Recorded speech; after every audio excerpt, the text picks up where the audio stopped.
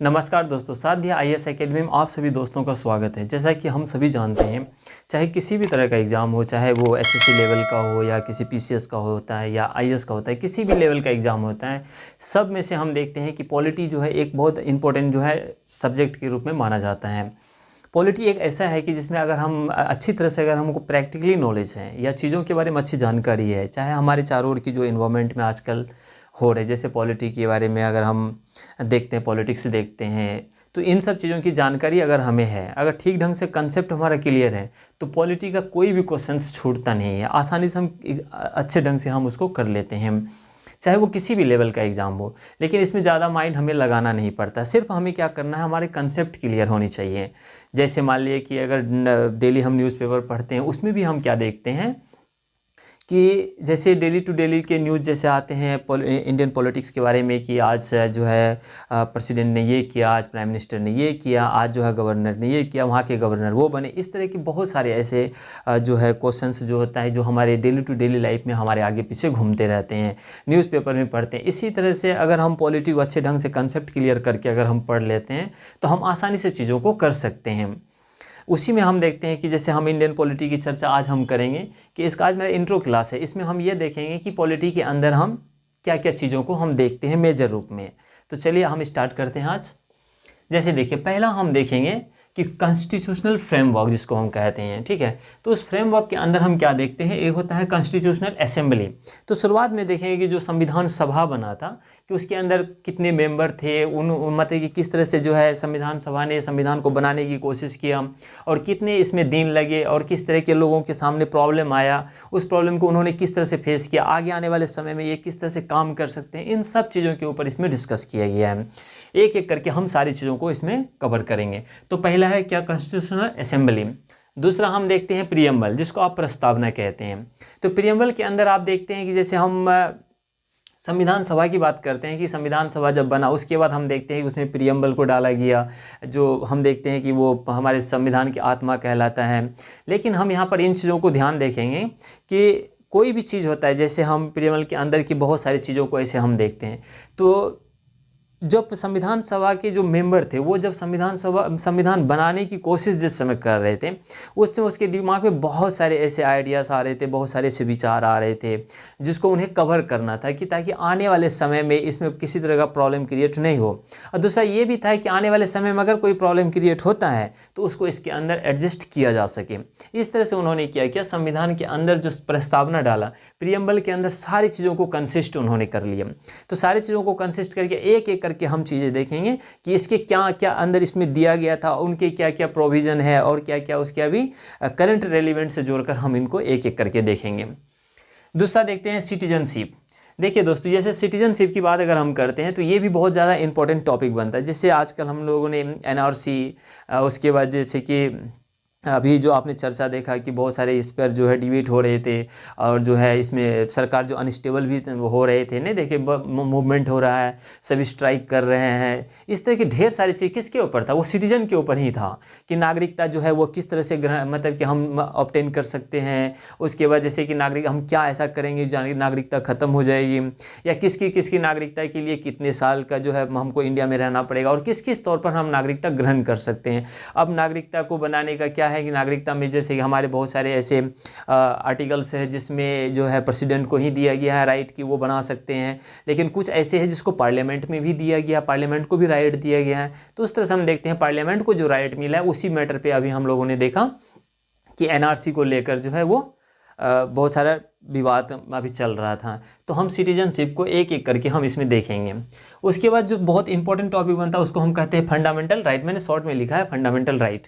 देखिए, fundamental right को हम डेली टू डेली यूज़ में भी देखते हैं, कि जैसे मान लें किसी का जो है वो अधिकार किस तरह से हनन हो जा रहा है, और किस तरह से उनके अधिकारों को कोई अगर दबाने की कोशिश करता है, तो इस चीज़ों के बारे में हम इसके बारे में समझेंगे यहाँ कर। फंडामेंटल राइट है क्या, यानी लोगों को सरकार के द्वारा क्या अधिकार मिला है, और जो है सरकार के अगेंस्ट में सरकार हमारे जैसे अगर हम देखते हैं किसी तरह का अगर मान ली ऑटोक्रेसी गवर्नमेंट आ जाती है, तो वो क्या करेंगे कि हमें दबा के रखने की कोशिश करते हैं, या किसी तरह के वो हमारे जो स्वतंत्रता जो हमें मिला है, जो हमारा फंडामेंटल राइट मिला है, इस राइट को कोई ख़त्म न कर दें।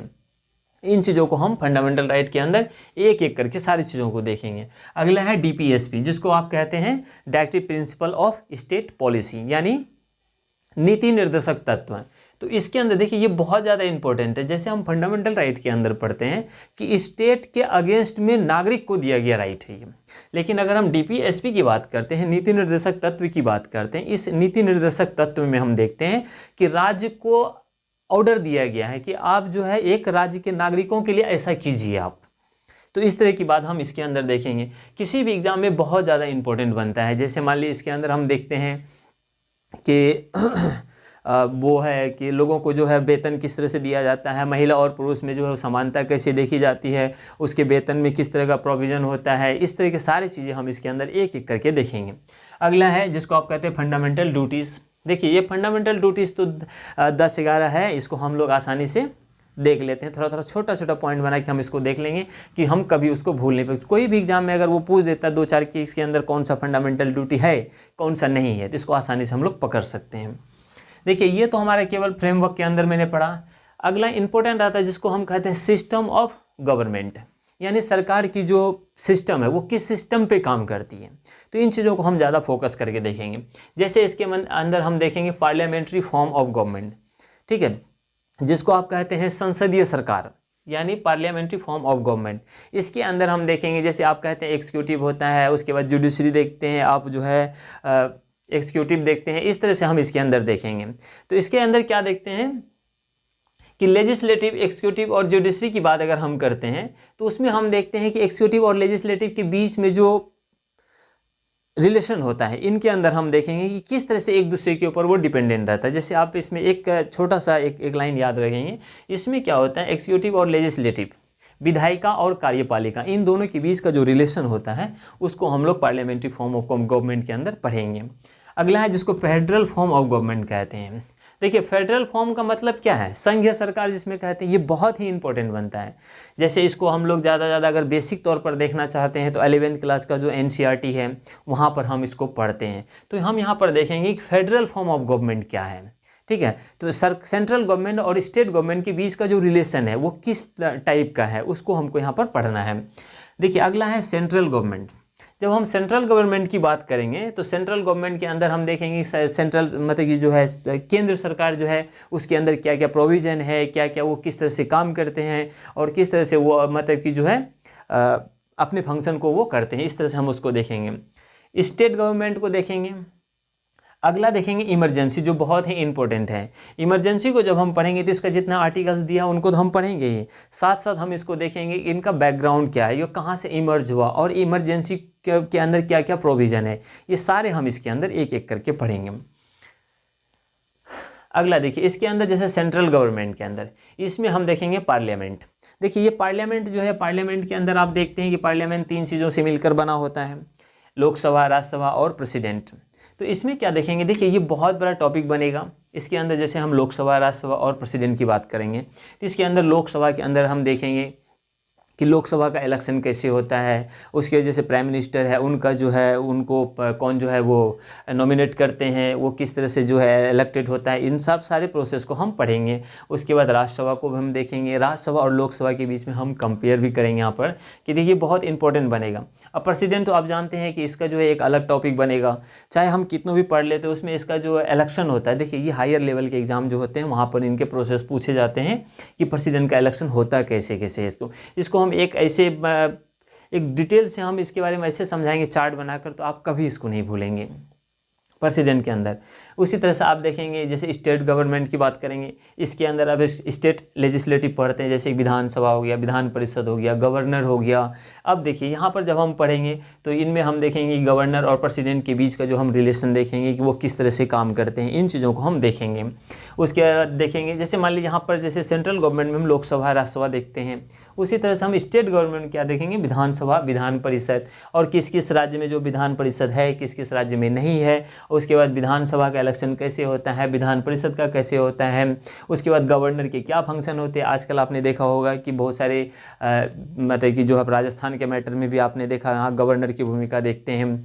उसके बाद आप देखते हैं मतलब अभी जो है केरल में मतलब देखा होगा आपने। इस तरह से ढेर सारे जैसे गवर्नर के हम फंक्शन देखेंगे कि गवर्नर किस तरह से प्रेसिडेंट के इन दोनों के बीच का रिलेशन कैसा है, ये कि गवर्नर जो किस तरह से प्रेसिडेंट के ऑर्डर को फॉलो करते हैं और प्रेसिडेंट जो है किस तरह से गवर्नर की बातों को मानते हैं, उनके द्वारा कही गई बातों को कैसे एक्सेप्ट करते हैं, इन सब चीज़ों को हम देखेंगे।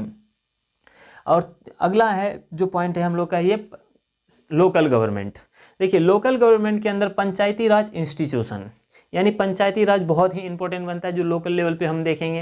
देखिए इसके क्वेश्चन भी बहुत पूछे जाते हैं। पंचायती राज का जो है उसका इनकम का सोर्स क्या है, उनका इलेक्शन कैसे होता है, उसमें जो उसका जो इलेक्शन में यानी जो इलेक्टोरल होते हैं उनके एज कितना होना चाहिए, उनके फंक्शन क्या है, ढेर सारी ऐसी चीज़ें। उसके बाद हम म्यूनसिपैलिटी की बात करते हैं, इसके अंदर भी हम देखेंगे कि शहरी क्षेत्रों के बारे में इसमें हम पढ़ेंगे। देखिए अगला जो है ये हम देखेंगे जुडिशरी। देखिए जुडिशरी बहुत इंपॉर्टेंट है। जैसे अभी आप देखते हैं कि सुप्रीम कोर्ट के जो है कितने जजेस थे, जैसे चीफ जस्टिस को जोड़कर और अदर जजेस थे उसका कितना हो गया, मतलब कि संख्या कितनी होगी, जैसे अभी 34 हो गया उसका संख्या। इस तरह से हम देखेंगे कि उसके बाद सुप्रीम कोर्ट, उसके बाद हाई कोर्ट, इन सब को एक एक करके हम डिटेल से इसके अंदर पढ़ेंगे। ये जुडिशरी सिस्टम के अंदर आ जाएगा। देखिए यहाँ पर है कॉन्स्टिट्यूशनल बॉडीज़, यानी हम देखेंगे कि संविधान के कौन कौन मतलब संवैधानिक बॉडी जिसको कहते हैं कॉन्स्टिट्यूशनल बॉडीज़, यानी इसके अंदर हम क्या देखेंगे, इलेक्शन कमीशन देखेंगे। इलेक्शन कमीशन को भी पढ़ना है और आर्टिकल के साथ पढ़ने हैं हमको।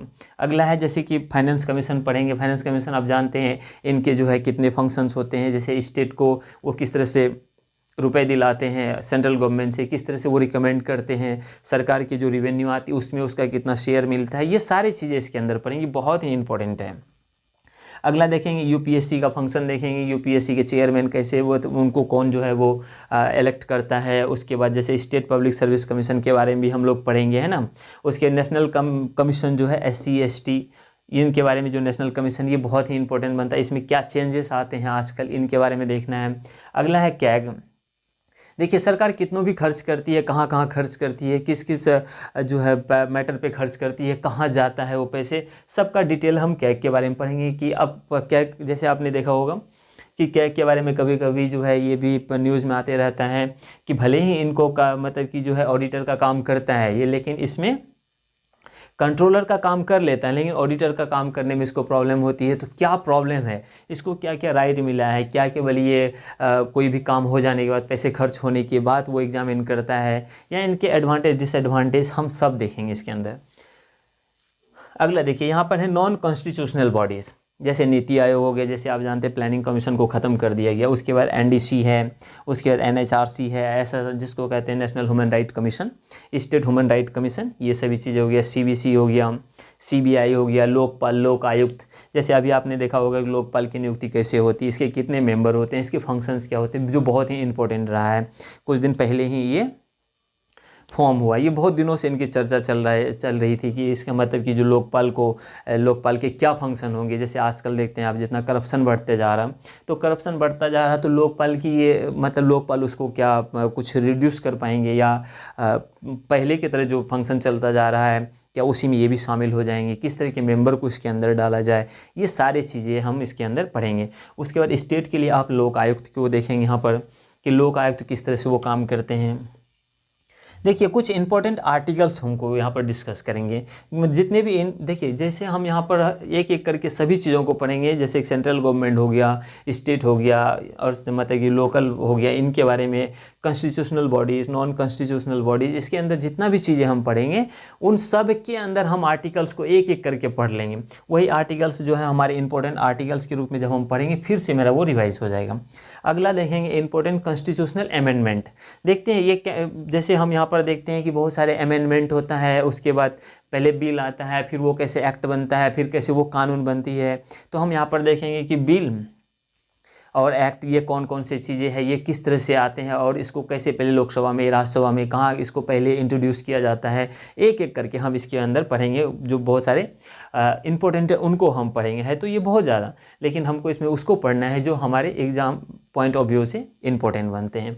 तो हम यहाँ पर केवल ये देखा है कि हमारे इंडियन पॉलिटी के अंदर कुछ ऐसे इंपॉर्टेंट टॉपिक मैंने लिया, इसके अंदर बहुत सारी चीज़ें कंसिस्ट है, मैंने उतना नहीं लिखा। अब एक एक करके जब हम इसके अंदर सब कुछ पढ़ेंगे तो वहाँ पर हम एक एक करके आर्टिकल प्रैक्टिकल्स के साथ हम डिस्कस करेंगे और कंसेप्ट के साथ, चाहे वो छोटे लेवल का एग्ज़ाम हो या बड़े लेवल का एग्ज़ाम हो, सारे क्वेश्चंस आपके बनने चाहिए।